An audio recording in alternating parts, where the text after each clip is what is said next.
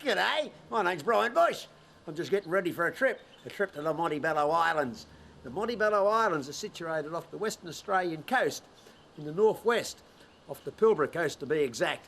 The Montebello Islands is where the English ran some atomic tests back in 1952.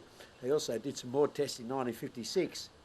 What's amazing about these islands is, 1952, 2 specimens of a small lizard were collected. A small worm lizard, a small legless lizard that swims around in the sand. Only 2 specimens are known, hasn't been sighted since. I'm going up with a friend from the museum, Brad, from the WA Museum. His interest is legless lizards. We're hoping to find it, to see if it's extinct, because we don't know. Has it become extinct because of the radiation? We're hoping to find out. Have you ever wondered what sort of an impact radiation might have on the fauna of a particular area? Well, do the invertebrates grow extra legs? We're going to find out, because we'll be sampling not only reptiles, but all the insects as well. You're invited along. See you shortly. I've just got a few more things to do here. Catch up. There is so little published on the atomic worm lizard. I suppose that's to be expected, considering there's only 2 specimens known to science. One of those is lodged in the WA Museum, and the other, we assume, is in the British Museum of Natural History.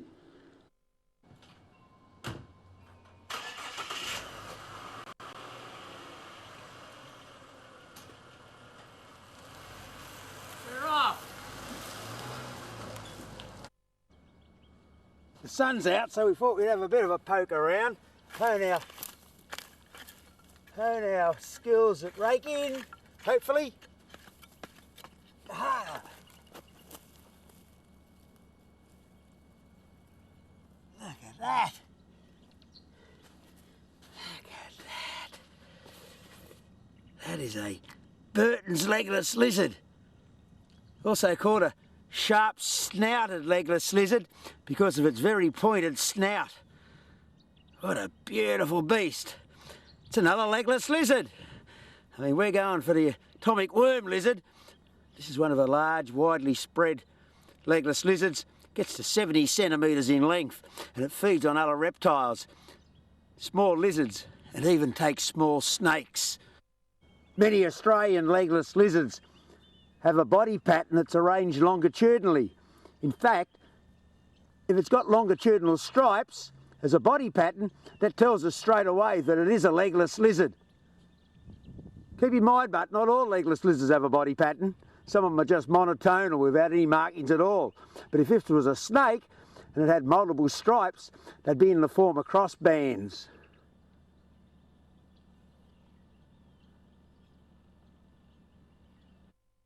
Many legless lizards actually mimic snakes. Usually brings about their demise. The shovel comes out and they get hit on the head. I suppose if they can intimidate a predator, gives them a chance. If the predator thinks they're a venomous snake, they're not likely to be attacked by it. So it's a good defence, apart from when they come in contact with people. There he goes, he's gone back into the scrub. We don't want him.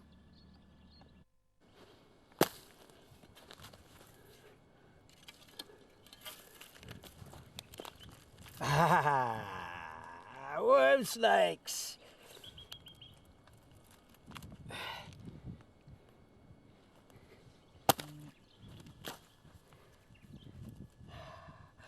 Look at that. These are worm snakes. These are true snakes. You can see why they're called worm snakes. Very worm-like. The worm lizard is actually very similar to this, but it's a lizard. It's an equivalent of the worm snake, but it's the worm lizard. In fact, the worm lizard, the atomic worm lizard that we're chasing, will only be marginally larger than these, if it is larger. About the only obnoxious thing about these little dudes, if you smell them, they smell pretty gross. Very well developed anal glands.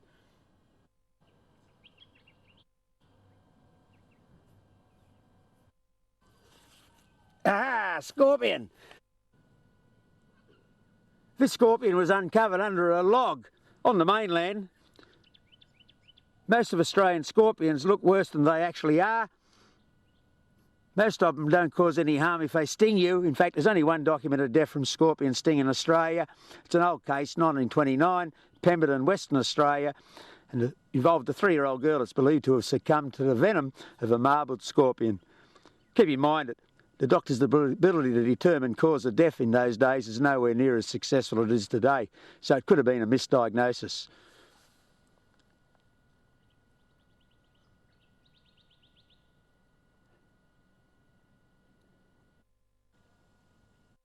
We've been driving for about 5 hours now.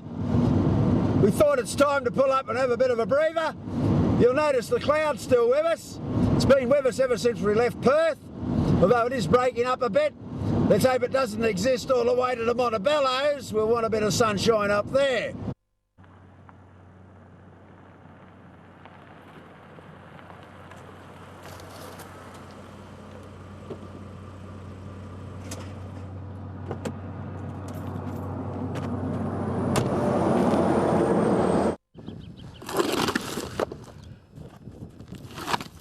Ah, centipede.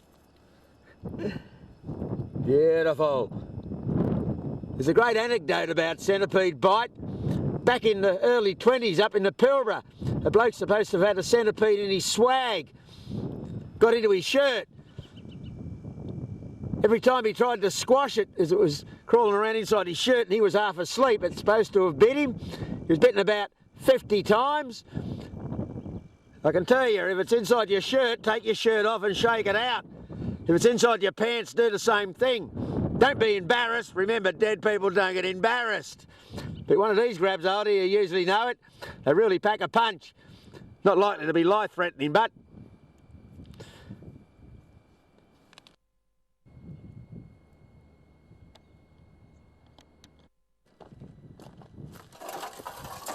Ooh, can you see that? This is one of Australia's many legless lizards. This is a pretty widespread beast. It's called the Excitable Delmer. We're just north of Geraldton. Things are looking up. We pulled up for a break around a bit of junk. We turned this beast up. It's in the same family as the atomic worm lizard, but it's a totally different genus. They often have dark head markings. Makes people believe they're young brown snakes. A lot of them get knocked on the head. When I was a youngster, they used to call them glass snakes, because if you hit one with a broom, they'll dismember, break into pieces, and they'd be crawling off in different directions. I mean, people are crazy, because I can remember also being told by some of the old people when I was a youngster, the pieces would meet down the backyard and join up again. When it comes to reptiles, we'll believe anything. Australia is the home to snake-like reptiles, apart from snakes. This is a skink, a sand-swimming skink. Very reduced limbs. A lot of people mistake them for small snakes. Very snake-like in its movements. This is a wattle woodland under the pump. We're in the Murchison at the moment, and it's a barren dust bowl. No doubt because of a lack of rain, but increased pressure by a naturalised exotic, the goat. And there's probably more goats in this country than sheep and cattle, horses combined. Has really knocked it. In fact, you'll notice the acacia, the vegetation has been pruned to as high as the goats can reach. Bloody goats.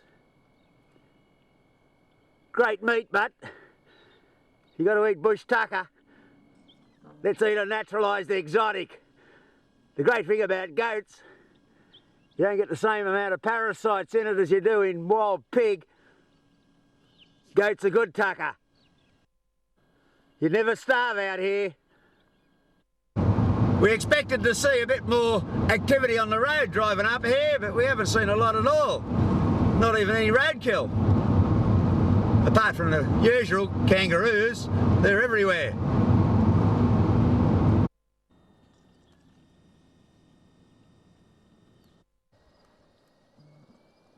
Yeah, we're just setting up camp and we came across a bit of movement in the dead acacia. A couple of amorous mole crickets. doing a bit of a dance over Brad's swag. Ha! Wait till he wakes up, especially if they drop on him. Ha! Carry that on. I always wake up and it tastes like something pooed in my mouth, but in Brad's case it might happen. It's the morning after we left Perth. We've got a day to kill here on the mainland before we head out to the island.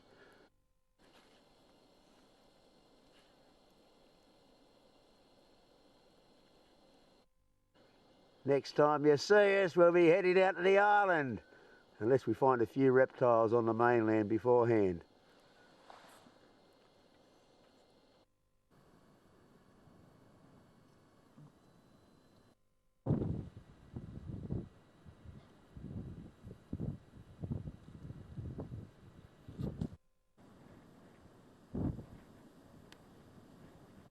Ah, a ring brown snake crawls out into the morning sun. You might ask why it's called a ring brown snake. There's no rings on this individual. Normally these snakes have anything from no rings right through to 10 widely spaced rings. They're a member of the brown snake group.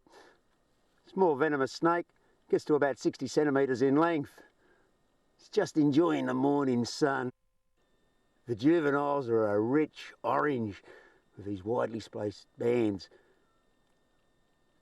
Taxonomists were a bit confused in the early days. They did believe at one time that the babies were a different species to the adults. In some areas, but the adults will retain the bands. In fact, one of the old names for this snake was five-ring snake. Oh, look at this little banded sand snake. What an attractively marked little snake. In fact, when I say little, it only attains about 25, 30 centimetres in length, maybe marginally larger. It swims around in the sand and feeds on lizards.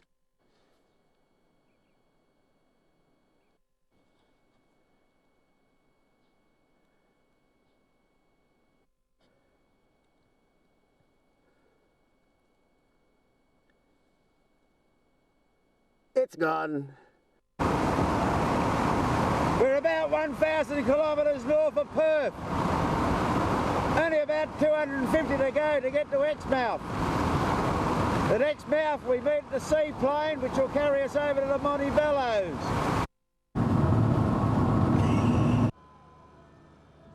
This is the Exmouth light plane airfield. This is where we'll be taken off from and landing again after we've been out at the Montebellos. The noise from the seaplane engines is deafening, but we don't care. Montebellos, here we come.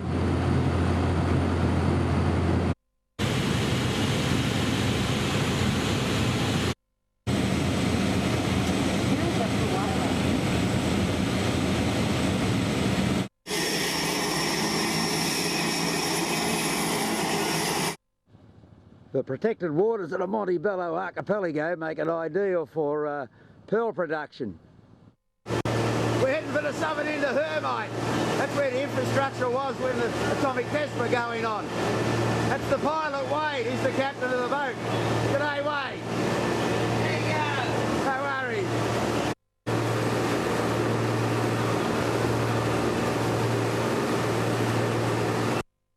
The difficulty locating a lot of these sand-occupying reptiles, the difficulty is finding them.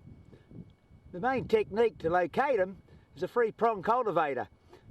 And we rake through the leather like so, and hopefully we can disturb the lizard that might be occupying that little heap of soil or sand. The vegetation above it provides a bit of shade so it doesn't get too hot. But you've got to do a lot of raking before you find a reptile. Definitely keeps you young.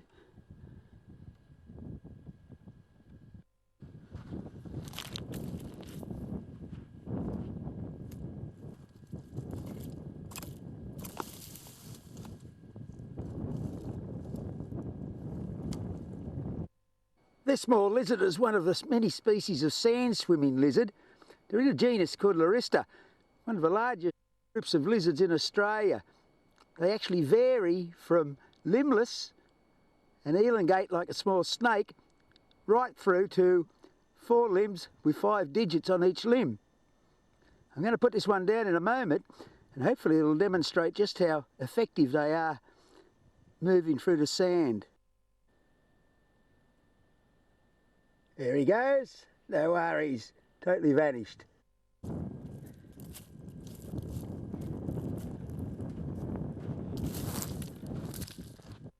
A large number of lizards occupy these islands, and there doesn't appear to be any problems with mutations caused by radiation.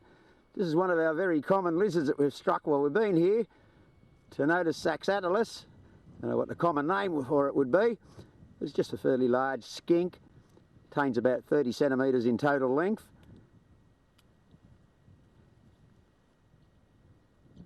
It's got 4 legs, it's got 2 ears, 2 eyes. No damage caused by radiation to this beast. We're just photographing a few of the animals that occur here. There's my colleague Brad, he's setting up an animal to record.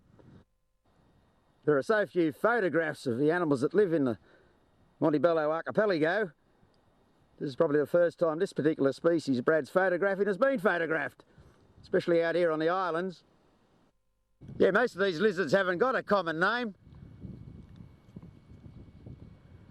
This is Glephromorphus isolepes. Hey!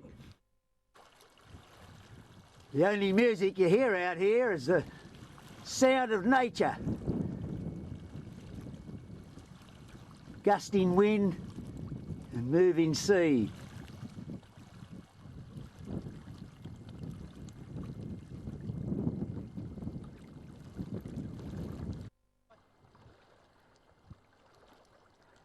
Looks like Brad's had enough, he's worn out. He's heading back.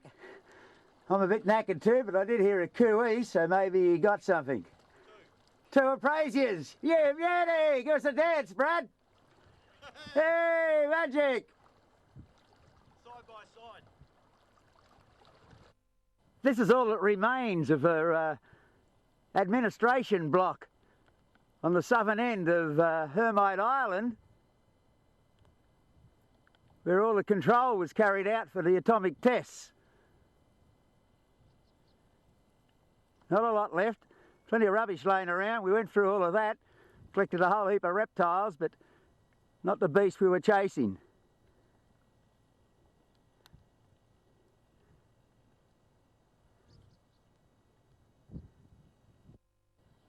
Dunes just behind this white beach is where Brad roped out the first 2 atomic worm lizards. They're not extinct. Doesn't appear the radiation's had any negative impact on them at all. Beauty!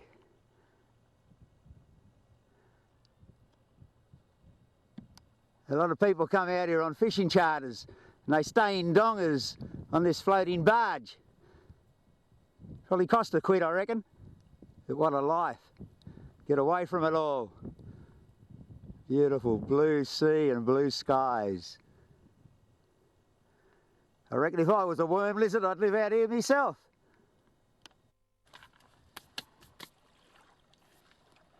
We're sitting here waiting for our lift. We've done a hard day's braking, probably about 7 hours. We've got the lizard. We'll be back here first thing in the morning. Our lift's on the way, back to the houseboat. Magic. Here's our lift now. Must be about 5 or 6 k's back to the houseboat. We're going to enjoy a beer tonight. Go! No worries, we got it. Yeah, beauty. Let's go the fucking. Excellent. Excellent. Shit up. That little white sandy beach.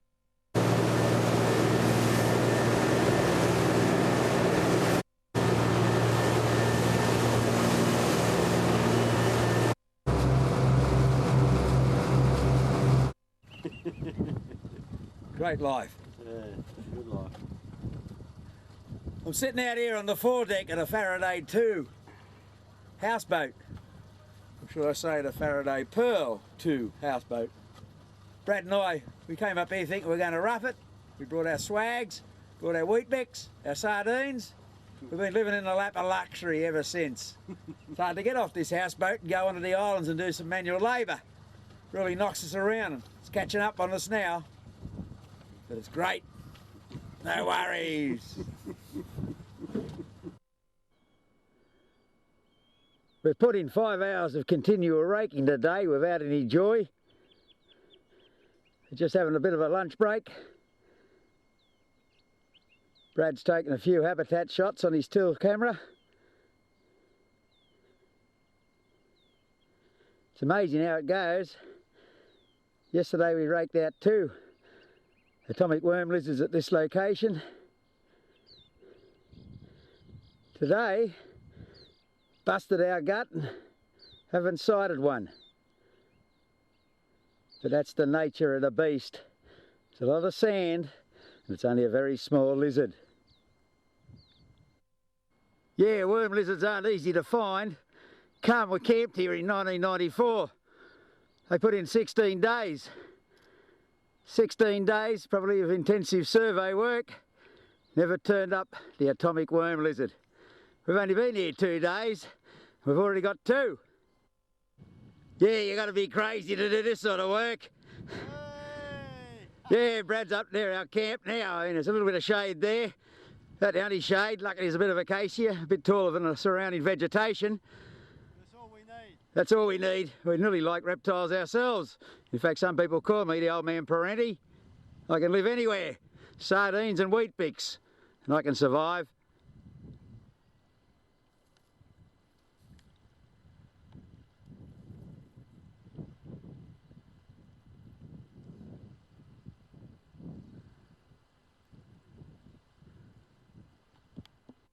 This is a problem. Tool break. Hey, no worries. Brad's been working that hard, he broke his rake.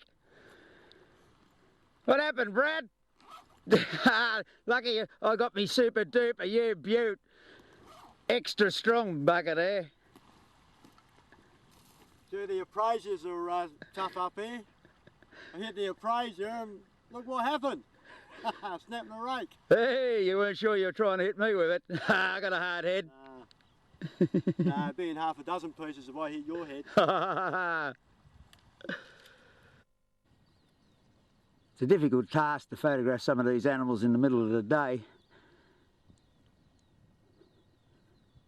We want to get some shots of it before it's removed from the island, just in case we don't get back here. If we remove it from the island, we can't release it where it came from. This is a little goanna, a ridge-tailed monitor. 1 of 2 species of monitor lizard that have been recorded from the island.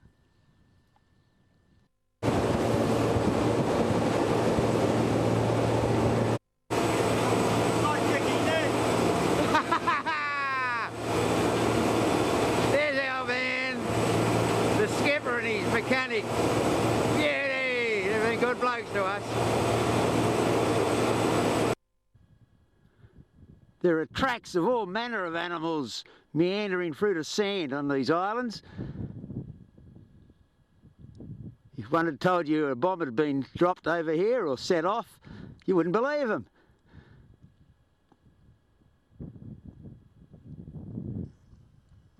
Doesn't appear to have had a great deal of negative impact on the reptiles especially, but the bird life, the invertebrates.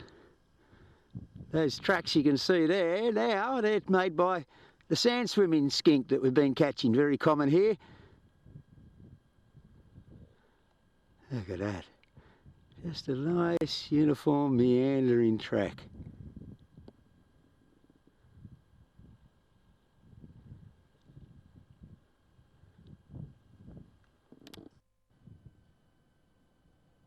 A scurry and a small lizard ran into the sand there.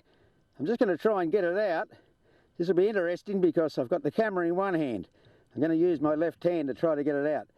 Apologise if the camera wriggles too much. Makes the screen a bit jumpy, but let's see how we go. Ah, there he is. Come here, come here. Gotcha. Look at that. That is the most common lizard on this island. Well, one of them. Just about every lizard we've come across on the islands has been common, except for the atomic worm lizard. It appears to be the scarcest of the lot. Come on, off you go. Come on.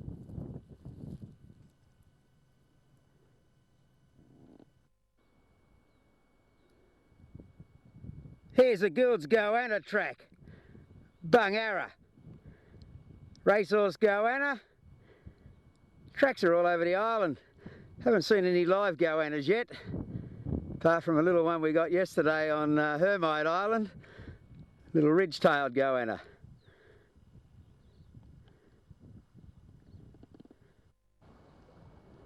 This is Tremule Island we're on now. We're finished with Hermite.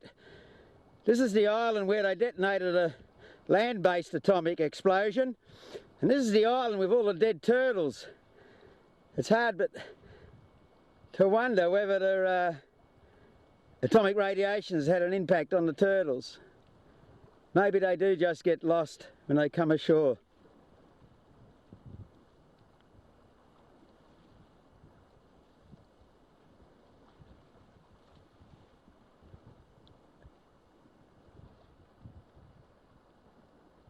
We've got a nice beach just over there and we assume that that's probably one of their nesting sites.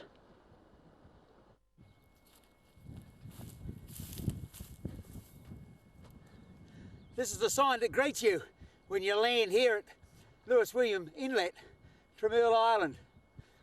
Not far away, probably less than a kilometre away, is where the land-based atomic explosion took place.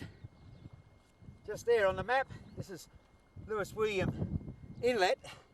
The sign basically says limit exposure on the island to no more than an hour at a time. Minimise disturbance of the soil and disturbing any metal objects. We won't be here for long, hopefully. Hopefully we'll bag our first atomic worm lizard for the island within the next hour. We'll see what happens. This is the tracks of the mammal we've been seeing on Tremule Island. Probably spectacled hair wallabies. They may have been reintroduced by Calm to these islands. If not, they've been rediscovered. They're not extinct at all. You beauty!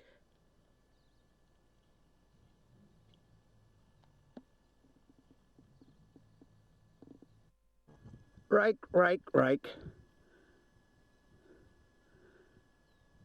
That's all you can do. Bit blowy up here on the hill.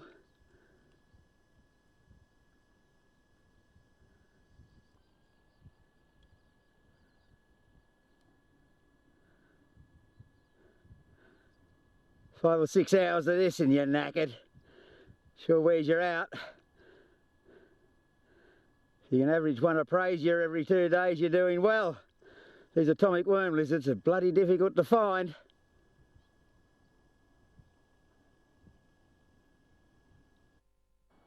The few worm lizards that we've raked out came from under stumps that are occupied by these small black ants. We're getting very selective. We're only raking out from under logs where there is a colony of ants. It's apparent that there's an association there. They definitely must be feeding on the ant larvae. The only sandy areas we've had any success raking out worm lizards are sandy areas that have a large amount of acacia.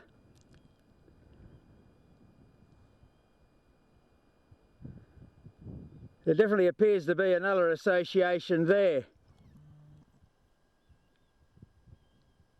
No acacia, no ants, no worm lizards.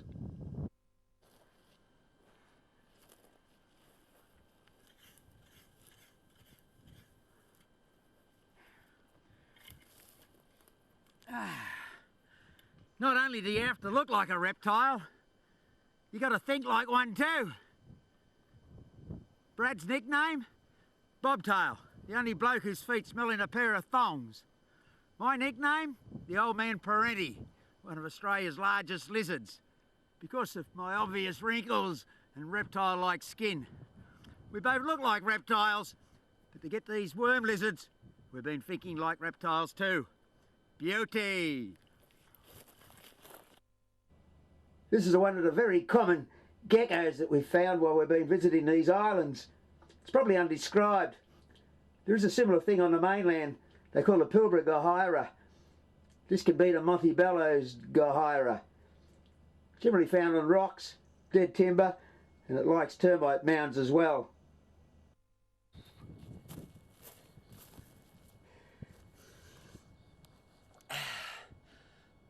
Just come back to the base camp on Tremule Island.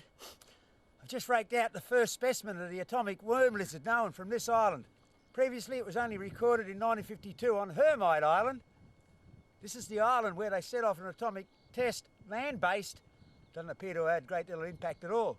I've also seen several mammals, and I'm not a mammal person. If it's got hair on it, it was only put on the earth for snakes to feed on, I reckon. But these mammals, ginger red, twice the size of a rabbit, looked a bit like a cross between a quokka and a tamar. Very small ears.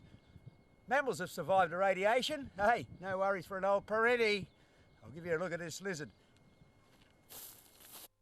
Hope you can see it. These lizards are so tiny, you can appreciate the problems you have finding them. It's easy to see how they could go unsighted for 56 years. And as I said, never been recorded on this island. Not much of them. The atomic worm lizard. Magic.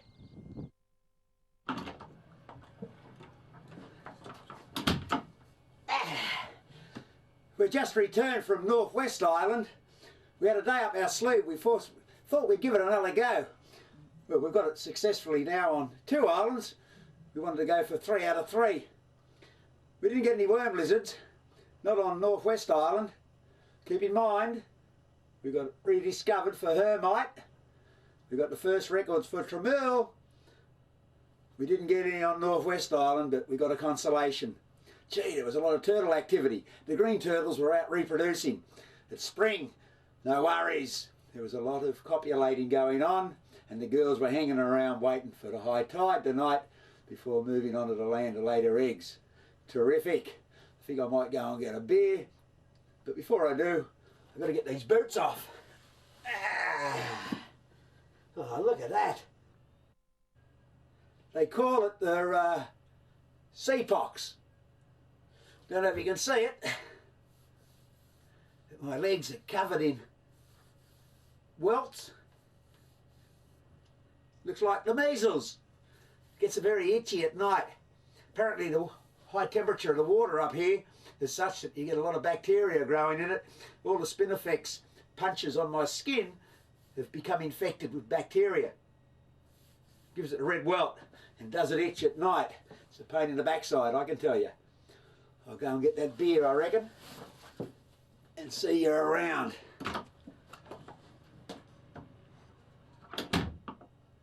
I think it's a bit like climbing a slippery rock, especially when you've got a couple of males and 1 female. The turtles are swimming up and down this beach. It definitely appears to be far more males than females, so there's a bit of competition. We've got 4 turtles out there. We've got another male coming. In fact, we've got 2, one on the left of me and one on the right of me. We now have 6 turtles in the group.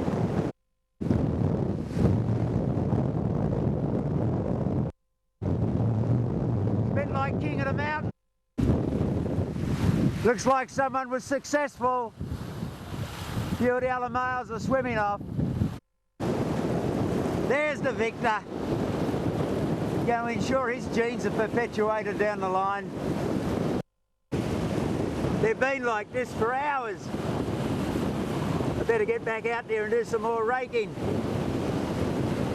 Although it's great just watching them.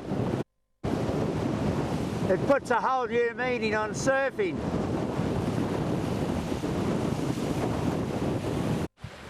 When we arrived on Northwest Island, there was some evidence of turtle activity on the beach.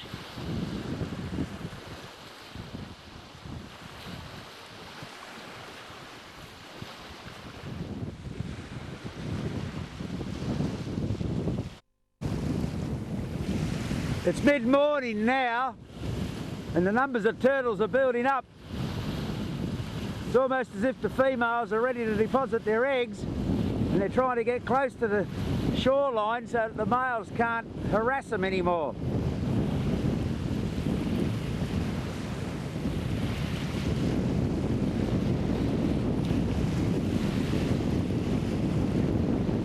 No worries! We killed the pig! Yay! Kid'll be happy. That's the main thing. Our last pickup. One more night. Fly out tomorrow morning. It's been great.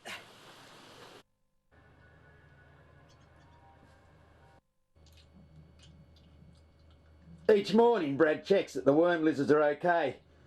A valuable cargo. Look at that! The first atomic worm lizard seen in life since Frank Hill held one in his hand way back in 1952. Beautiful. Aha! You thought it was in the field. We have to bring them back onto the boat to photograph them. We don't want to lose them out on the island. Hey Ken, how's it going? Well, what can I say? We came, we saw, and we kicked ass. Don't send the boys to do a man's job, send the men. And we got 4, we got 2 from Hermite and 2 from Tremuley, or Tremule. So, no worries. Goodbye, Faraday Pearl. You and your crew have been good to us. We'll see you another day, maybe.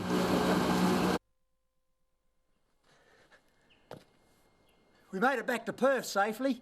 No problem there. What a great trip. I've got to say, thanks to Brad Marion for giving me the opportunity to go away with him. If we weren't chasing these lizards for the WA Museum and Dr. Ken Aplin of the CSIRO, I probably would never have had the opportunity. Also, I'd like to thank Morgan & Co, the pearling lease company, for providing us with accommodation, really looking after us. Also, the seaplane flight out to Montebellos. The crew at the Faraday Pearl 2 were also great. We went away expecting to rough it, and we lived like kings. A couple of things that need mentioning.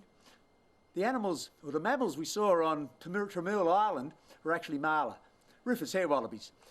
The Department of Conservation and Land Management back in 1998 introduced those mammals to the island because previously mammals were believed to be extinct because of cats.